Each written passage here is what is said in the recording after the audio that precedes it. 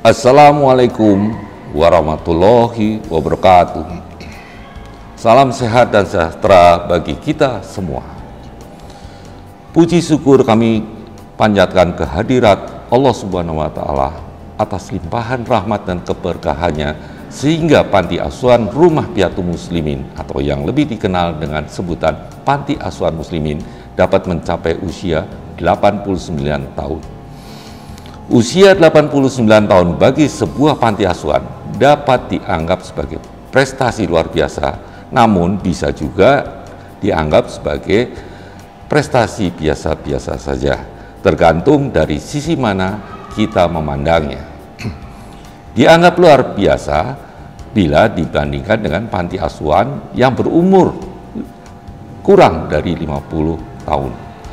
Dianggap biasa bila dibandingkan dengan panti asuhan yang didirikan sebelum ada Panti Asuhan Muslimin.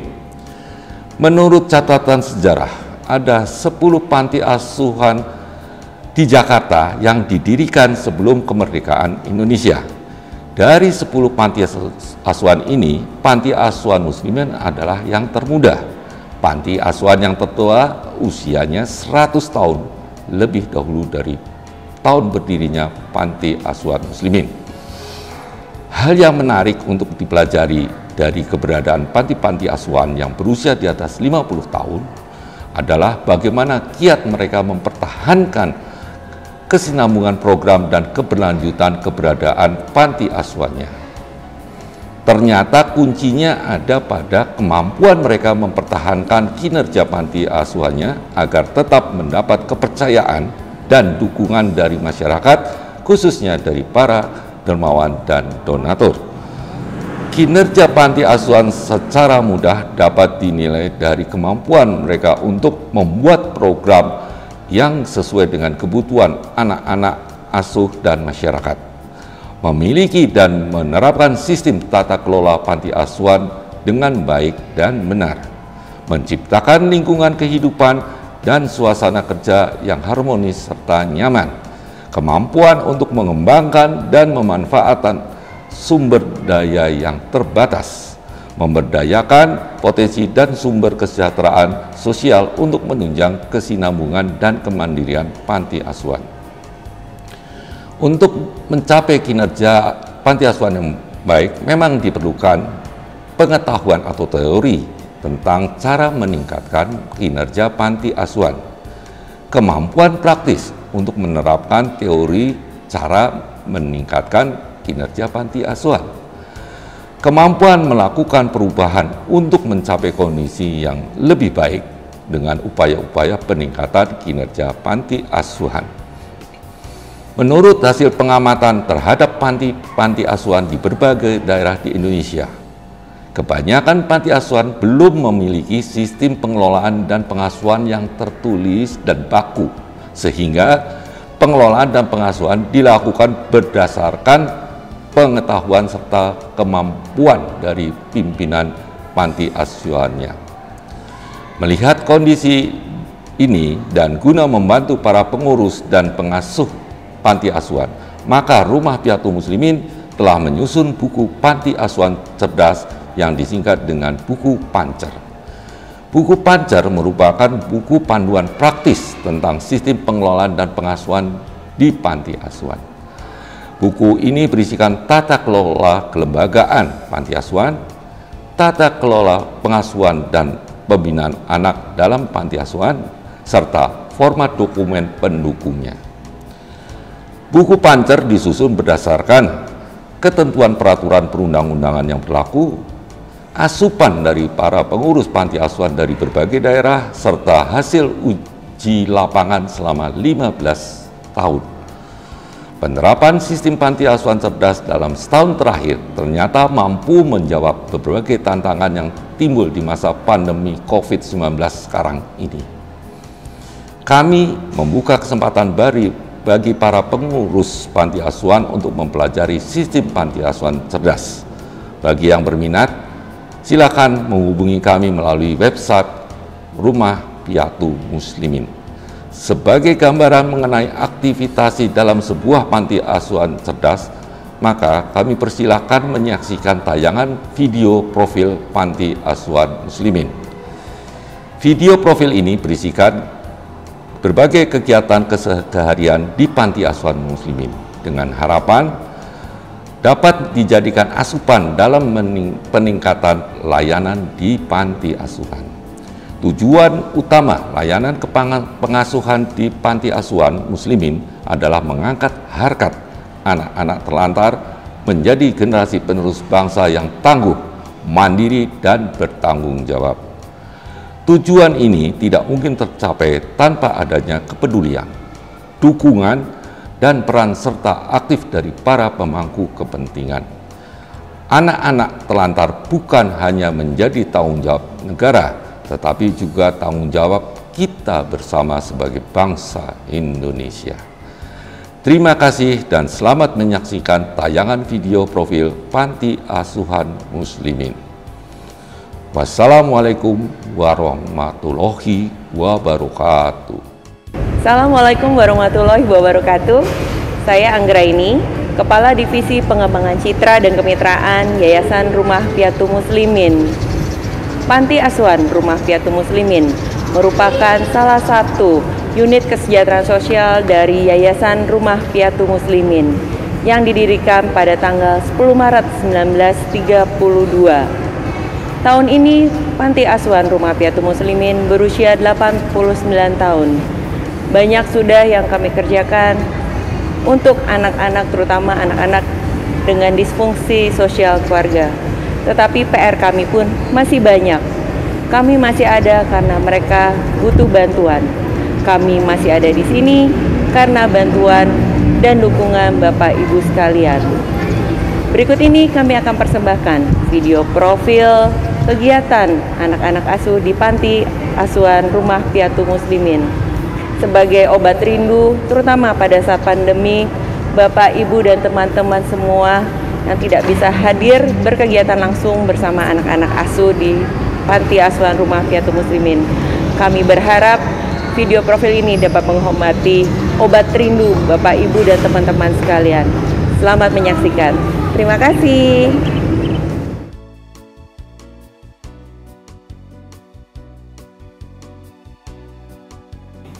Bismillahirrahmanirrahim. Menurut ketentuan standar nasional pengasuhan anak yang diterbitkan oleh Kementerian Sosial tahun 2011, ada 4 sistem pengasuhan anak terlantar akibat disfungsi sosial keluarga, yaitu A. Asuhan dalam keluarga, 2. Asuhan dalam keluarga pengganti, adopsi, dan asuhan dalam panti. Yayasan Rumah Piatu Muslimin telah melaksanakan 3 dari 4 sistem pengasuhan anak, dimulai sejak layanan asuhan anak dalam panti sejak tahun 1932. Selanjutnya, layanan asuhan anak dalam keluarga telah dilaksanakan oleh Yayasan Rumah Piatu Muslimin tahun 1985 melalui unit non-panti asuhan muslimin. Anak-anak non-panti tetap tinggal beserta orang tuanya.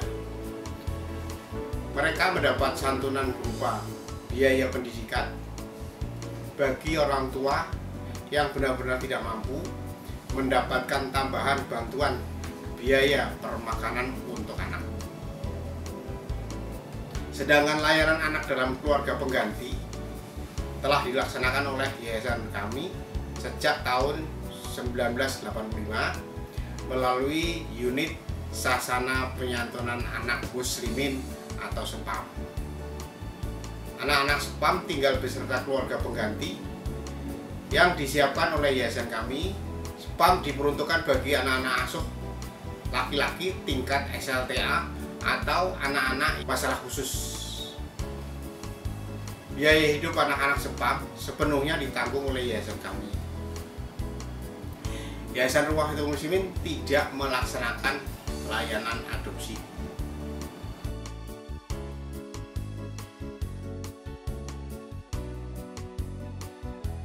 Ada 3 macam anak terlantar karena dampak masalah disfungsi sosial keluarga, dalam arti fungsi sosial keluarga tidak berperan, sehingga anak tidak dapat tumbuh kembang secara wajar, baik jasmani, rohani, maupun sosialnya. Disfungsi sosial dapat disebabkan karena kemiskinan, orang tua bercerai, kekerasan dalam rumah tangga, dan sebagainya. B. Memiliki surat keterangan kelahiran, kartu keluarga, KTP orang tua atau wali, ada hasil asesmen atau studi kasus yang dibuat oleh petugas sosial.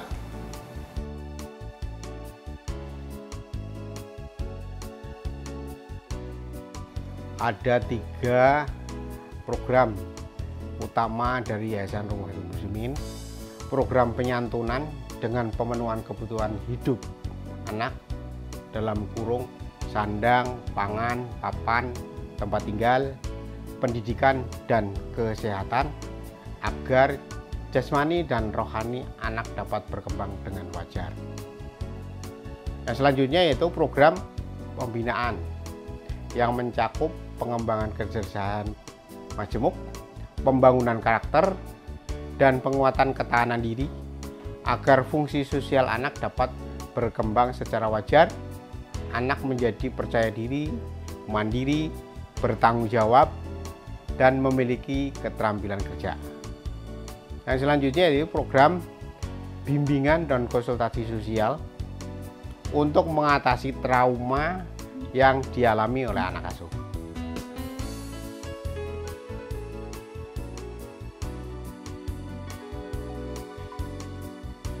Anak dapat mandiri dan bertanggung jawab sesuai dengan usia dan tingkat kecerdasannya. Dalam arti anak tahu, mampu, dan mau untuk mengendalikan diri, menggunakan akal budi, mengembangkan diri, dan berani bertanggung jawab. Sehingga nanti anak-anak dapat berkembang di panti asuhan ini. Terima kasih.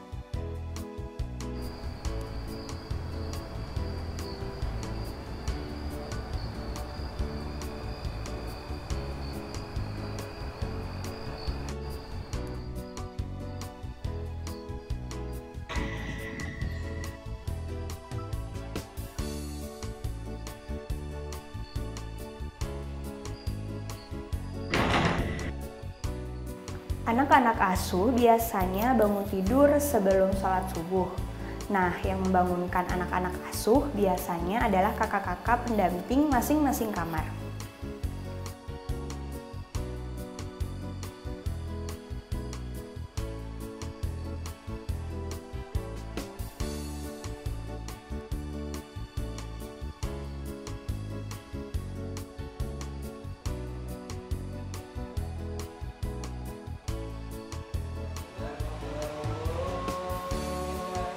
Kemudian, anak-anak sholat subuh di musola panti.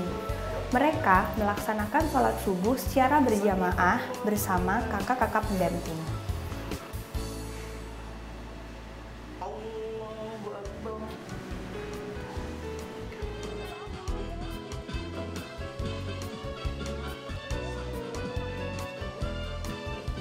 Sebelum pandemi, biasanya anak-anak asuh persiapan untuk berangkat ke sekolah. Nah, karena sedang pandemi, anak-anak asuh melaksanakan senam pagi bersama. Anak-anak asuh melaksanakan piket sesuai dengan tugasnya masing-masing untuk membersihkan seluruh ruangan panti asuhan Rumah Piyatu Muslimin. Setiap hari libur sekolah, anak asuh menentukan dan memasak menu makanan untuk makan pada hari itu. Anak-anak melaksanakan sarapan pagi. Setiap selesai makan, anak-anaklah yang piket membersihkan ruang makan sesuai dengan jadwal yang telah ditentukan.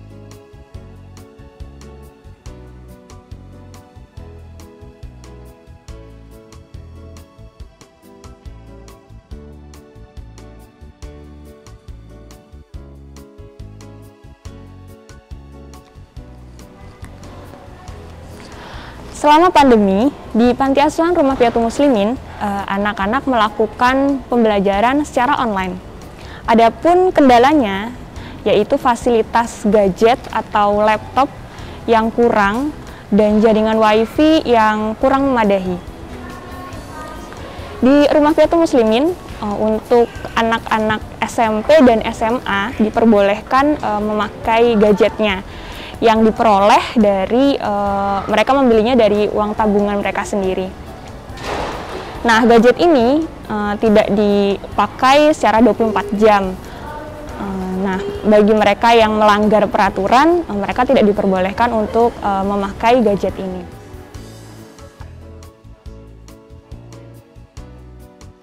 Anak-anak asuh dalam belajar didampingi oleh kakak pendamping masing-masing. Pembelajaran ini biasanya dilaksanakan dari pukul 7 pagi sampai pukul 12 siang, lanjut sholat zuhur berjamaah. Nanti dijelaskan ini adalah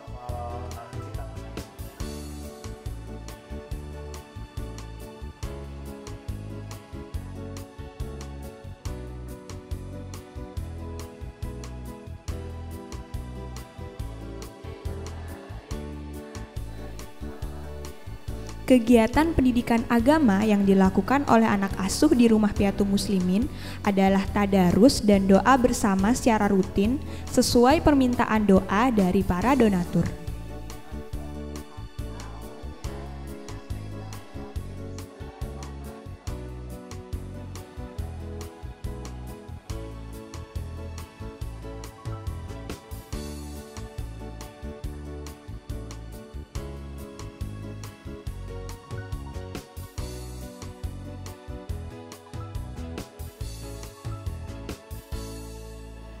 Kelas masak Rumah Piatu Muslimin dimulai sejak masa pandemi COVID-19.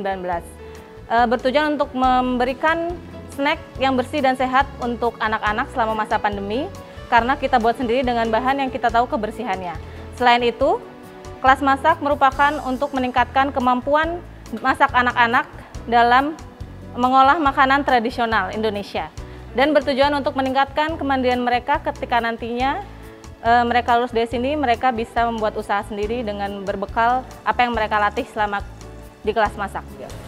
Ini kue pukis hasil kelas masak kami. Selamat menikmati!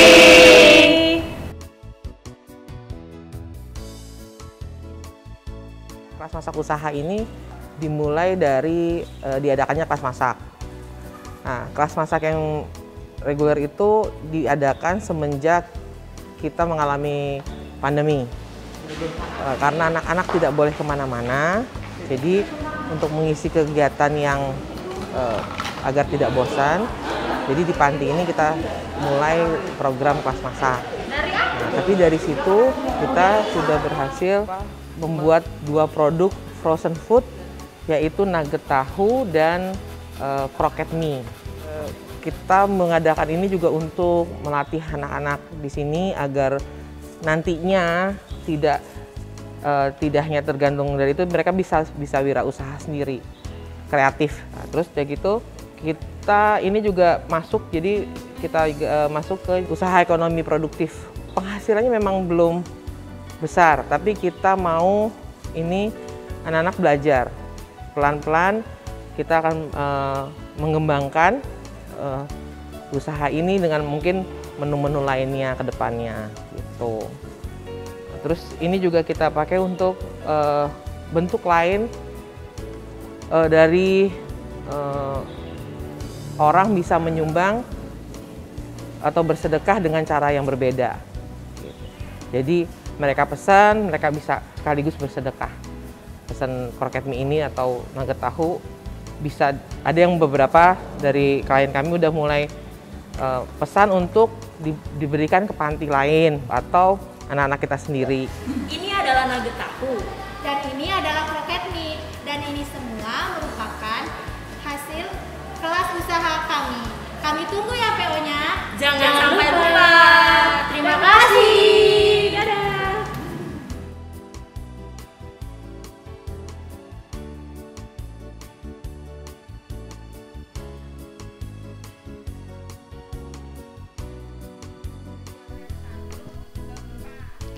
Selama pandemi, kami mengadakan program kelas kreatif yang bertujuan untuk menambah pengetahuan dan menjadi wadah kreativitas anak.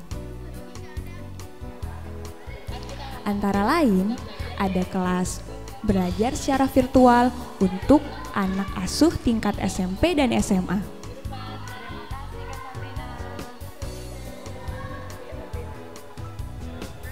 Nah, ada juga kelas bahasa Inggris untuk anak asuh tingkat SD.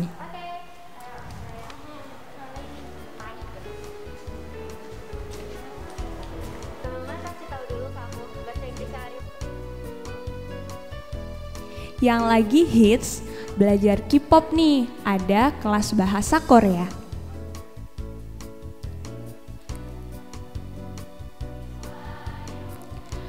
Di kelas seni suara, anak-anak belajar lagu daerah dan lagu nasional Indonesia.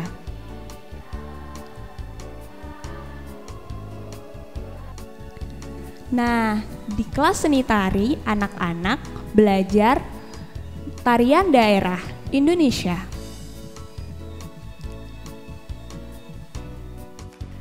Kelas olahraga hoki dan beberapa kelas kreatif lainnya. Nah, semua ini dilakukan bersama para relawan Rumah Piatu Muslimin yang berasal dari berbagai profesi.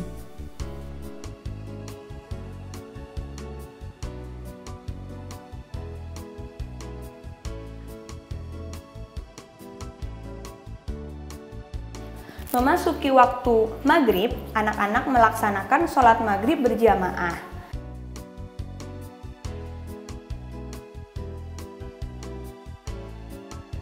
Kemudian, anak-anak asuh mengaji dengan kakak-kakak pendamping hingga waktu isya. Dilanjut, sholat isya berjamaah.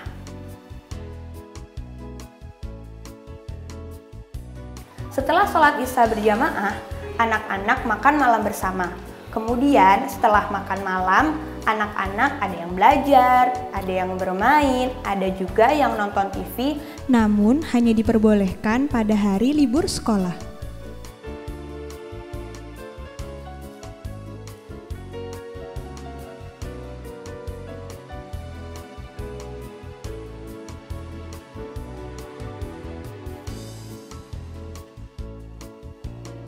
Saat hari sekolah, anak asuh tidur pada pukul 10 malam. Sedangkan pada hari libur sekolah, anak asuh diperbolehkan tidur hingga pukul 12 malam.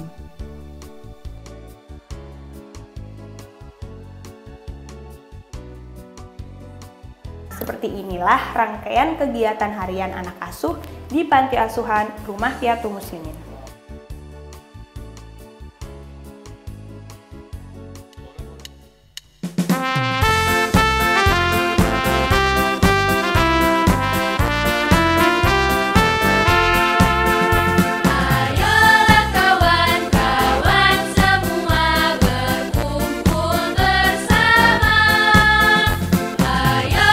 Saudara-saudaraku bernyanyi yang merdu.